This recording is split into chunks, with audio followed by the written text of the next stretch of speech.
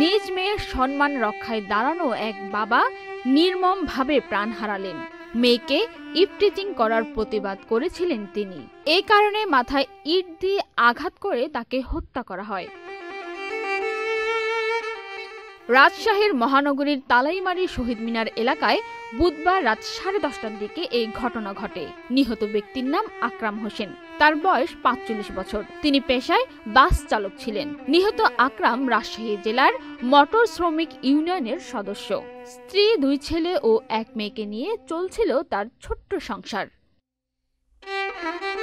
কিন্তু আকরামের পরিবারে এখন নেমে এসেছে দীর্ঘশ্বাস। তার মেয়ে আলিফ খাতুন এবার এসএসসি পরীক্ষার্থী। গত বুধবার সকালে প্রাইভেট পড়ে ফিরছিলেন সে।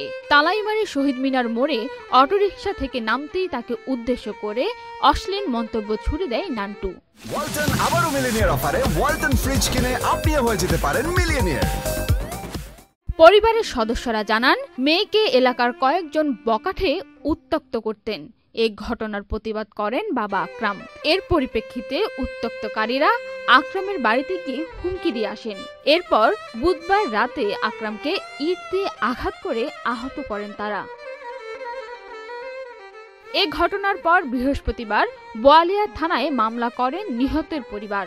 মামলার প্রধান আসামি নান্টু সহ বিশাল, তাসিন, খোকন ও শিশিরকে আসামি করা হয়েছে। মামলার পর থেকে র্যাবের একটি দল অভিযান পরিচালনা শুরু করে।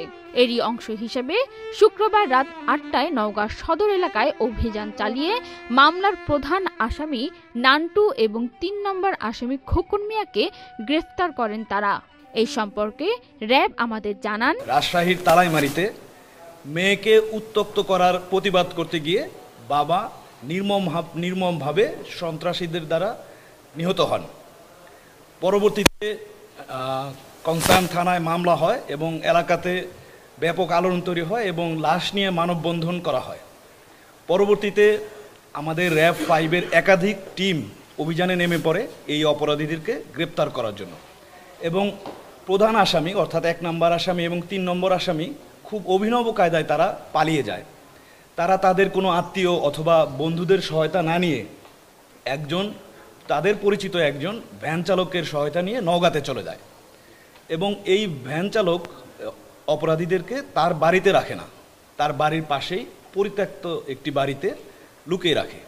তো আমাদের একাধিক টিম ঘটনার দিন থেকে শুরু করে কন্টিনিউ তাদেরকে চেজ করতে থাকে এবং পরবর্তীতে সেই পরিত্যক্ত বাড়ি থেকে আমরা তাদেরকে গ্রেফতার করতে সক্ষম হই। এই মামলার অন্যান্য আসামি যারা আছে তাদেরকে গ্রেফতারও প্রক্রিয়া চলমান রয়েছে। আমরা আশা করছি ইনশাল্লাহ অন্যান্য অপরাধীদেরকেও আমরা গ্রেফতার করতে সম্ভব হবে।